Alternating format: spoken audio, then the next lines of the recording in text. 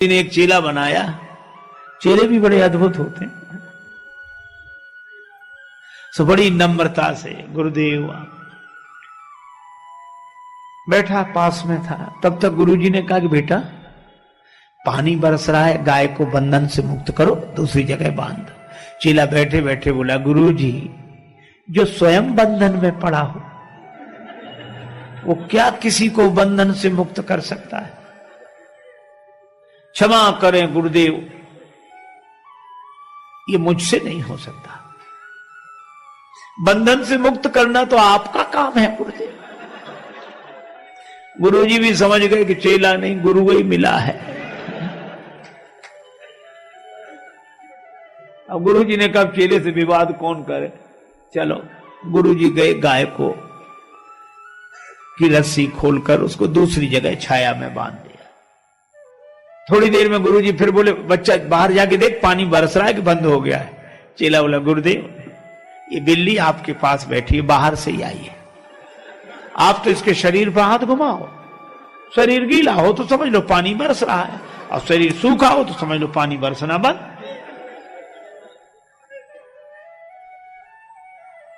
गुरुजी फिर भी चुप रहे। अब रात को गुरुदेव को नींद ना आए, वो दिया जल रहा था। बोले बेटा ये दिया बुझा दे। चेला बोला, गुरुदेव अब रजाई में घुस गए, अब कौन निकले बाहर? आप तो एक काम करो, क्या रामायण की बात याद करो, मुंह दिए नयन कतों को नहीं। आप तो आंख बंद कर लो, दिया को बुझा ही समझो। गुरुजी ने दिया बुझाया और सवेरे सवेरे एक भगत आया लड्डू लेकर, महाराज भगवान को भोग लगाओ, आप भी पाओ, सबको पवाओ। गुरुजी ने भगवान को भोग लगाया, बाल भोग लेकर बोले, बच्चा प्रसाद लेगा? सो दौड़ा दौड़ा आया। बोले, गुरुदेव मैंने आपकी 3 आज्ञाएं नहीं मानी है, चौथी भी नहीं मानूंगा तो घोर पाप लगेगा। ये तो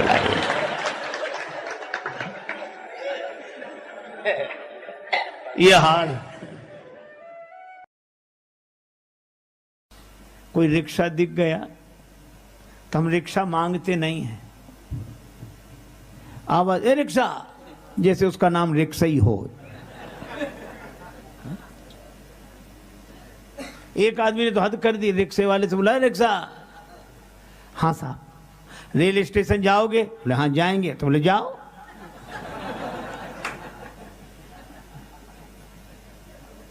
दो आदमी एक रिक्शे पर 2 घंटे बैठे, उतरकर उसे अठन्नी दे दी। रिक्शे वाले ने हाथ जोड़कर कहा, भैया ये तो कम है। दूसरा क्या कहते, कम है? अपना मकान लिख दें तुम्हारे नाम, जमीन लिख दें, बड़े कम। दूसरा क्या कहता, इसके मुंह मत लगो, इन लोगों को मुंह मत लगा करो, ये छोटे लोग हैं, चलो। ये हमारा व्यवहार है और भगवान राम का व्यवहार। आज्ञा नहीं दी, नाव मांगी, मांगी नाव। हे केवट अपनी नाव ले आओ, हमें पार कर दो। और नाव जब मांगी तो केवट के आंखों में आंसू आ गए। केवट ने कहा कि श्रम का मूल्यांकन इतना जिसके मन में हो वो नर नहीं हो सकता, नर रूप में भगवान ही हो सकते हैं। कहा ही तुम्हारा मरम मैं जाना। भगवान नाव मांग रहे हैं, आंसू आ गए उसके। कहने लगा मैं आपका मर्म जान गया। भगवान ने नाव मांगी, केवट नहीं लाया, दूसरी तरफ ले गया। उधर नहीं, इधर ले आओ नाव। केवट बोला मैं आपके बारे में अच्छी तरह जानता हूं, नाव नहीं लाऊंगा। मैं आपके बारे में अच्छी तरह जानता हूं, आपको नाव की जरूरत है ही नहीं, यही जानता हूं। नाम अजामिल से खलकोट अपार, नदी भव बूढ़त काढ़े। हे प्रभु आपका नाम तो भवसागर से पार कर देता है पापियों को। गंगा जी पार करने के लिए आपको नाव की कोई जरूरत नहीं है, मैं जानता हूं। पर भगवान कहते नाव ले आओ। केवट ने मन ही मन कहा कि प्रभु जनकपुर वाले आपको जनकपुर में रोक नहीं सके, आप जनकपुर से अयोध्या आ गए, अयोध्या वाले नहीं रोक सके, आप श्रृंगवेरपुर में आ गए, निखादराज रोक नहीं सके, आप गंगा जी किनारे आ गए, और मैं भी अगर आपको पार कर दूं तो फिर मेरी क्या हिम्मत जो आपको रोक लूं। बड़े बड़े राजा आपको नहीं रोक सके तो भला मैं क्या रोक पाऊंगा। इसलिए मैंने निश्चय किया, ना नाव लाऊंगा ना पार करूंगा, अपने आप रुके रहोगे। एक आदमी गया बाजार, पत्नी ने कहा कि बाजार जा रहे हो तो कोई चीज खरीद लाना। ठीक है, पर पत्नी बोली ठग मत जाना, बाजार में ठग बैठे रहते हैं। वह ये शिक्षा लेकर घर से गया दुकानदार के पास। बरसात के दिन छाता पसंद आया, दुकानदार से कहा ये छाता कितने का दिया। दुकानदार बोला 20 रुपए का, सस्ते का जमाना था। छाता कितने का दिया, बोला 20 रुपए का। तो वो तो घर से पढ़कर आया था, बोला हम तो 10 रुपए देंगे। दुकानदार समझ गया कि ग्राहक बड़ा चतुर है, तो बोला अब तुमसे क्या मुनाफा लें, दाम के दाम में ले जाओ, 16 रुपए निकालो ले जाओ। 16 रुपए में दोगे? हाँ। तो खरीदने वाला बोला फिर तुम 8 रुपए देंगे। दुकानदार ने समझा मजाक कर रहा है, कहा 12 रुपए में लेना है कि नहीं। ग्राहक बोला 6 रुपए देंगे। अरे भाई चलो 10 रुपए में ही ले जाओ, तो बोला 5 रुपए दूंगा। अंत में दुकानदार बोला कि 8 रुपए में लेना है, तो बोला 4 रुपए ले लो। तो दुकानदार झल्लाकर बोला कि मुफ्त क्यों नहीं ले जाते। तो बोला मुफ्त दोगे तो 2 ले जाऊंगा।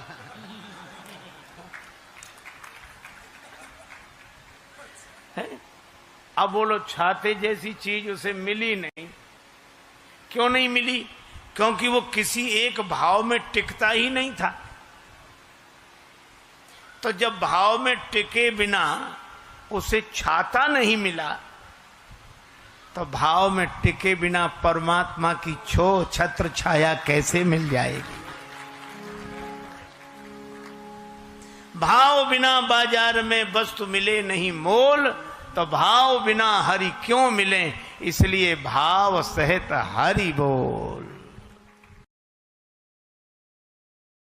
विद्यार्थी से पूछा कि एक टीले पर 10 भेड़ें खड़ी हैं, तूफान आया तो 4 भेड़ें नीचे उतर गई, तो टीले पर कितनी भेड़ें शेष रही? सबने कहा 6, सबने कहा 6। एक विद्यार्थी बोला एक भी नहीं। कहा क्यों? बोले जब एक भेड़ चलती है तो उसके पीछे जितनी भेड़ें होती सब चली जाती है, 4 उतर गई तो 6 क्या कर रही थी वहां? तो ये जो अनुभव की बातें हैं ये गणित से समझ में नहीं आती, अनुभव की बातें हैं। एक अध्यापक ने एक विद्यार्थी से पूछा कि तुम्हारे पिता हमसे 5,000 रुपए उधार लें 3 रुपए प्रति सैकड़ा ब्याज के दर से, तो 6 महीने बाद कितना लौटाएंगे, हिसाब लगा के बताओ। विद्यार्थी बोला सर 1 नया पैसा नहीं। अध्यापक ने डांट कर कहा क्यों रे, तुझे गणित नहीं आता है? बोला हमें तो गणित आता है, हम तो हिसाब जानते हैं, पर आप हमारे बाप को नहीं जानते। उसने जिसका लिया है दिया है आज तक, जो तुम्हारा ही देगा। तो बोलो अनुभव की बात कह रहा है। सीधा गणित नहीं लगता, लेकिन उसके अनुभव की बात है।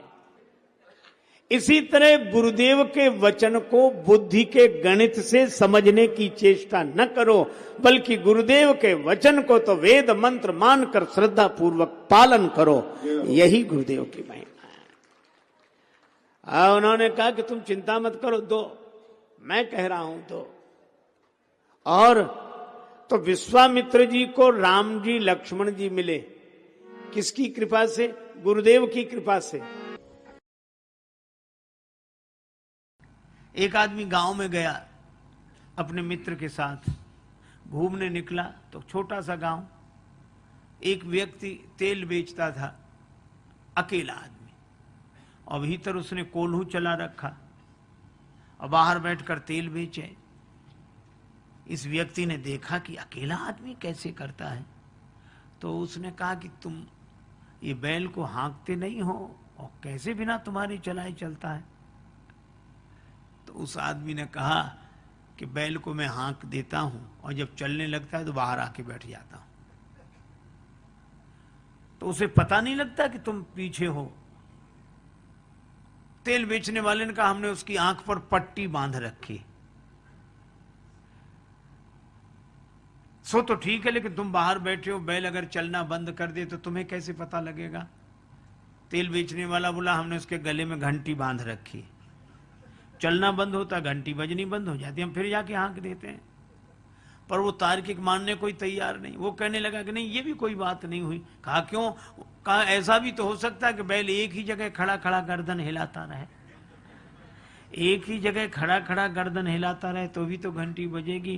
तेल बेचने वाला हाथ जोड़ के बोला बाबूजी वह बैल है, आपकी तरह तार्किक नहीं है। ये तर्क वाले एक ही जगह खड़े खड़े गर्दन हिलाते हैं। अरे भाई, भगवान की भक्ति का सुख लो, भगवान की भक्ति का आनंद लो। जनक जी जैसे ज्ञानी भी भगवान के भक्त हो गए। अच्छा देखो, एक और अद्भुत बात मैं आपसे बताऊं। श्री जनक जी ज्ञानी हैं, ज्ञानाभिमानी नहीं है, और ज्ञानी के यहां भक्ति प्रकट हुई। श्री सीता जी, अच्छा भक्ति की क्या पहचान है कि भक्ति प्रकट हुई? का भक्ति के प्रकट होते ही वर्षा होने लगी। वर्षा ऋतु रघुपति भगति तुलसी साल सुदास। भक्ति के कारण वर्षा होती है।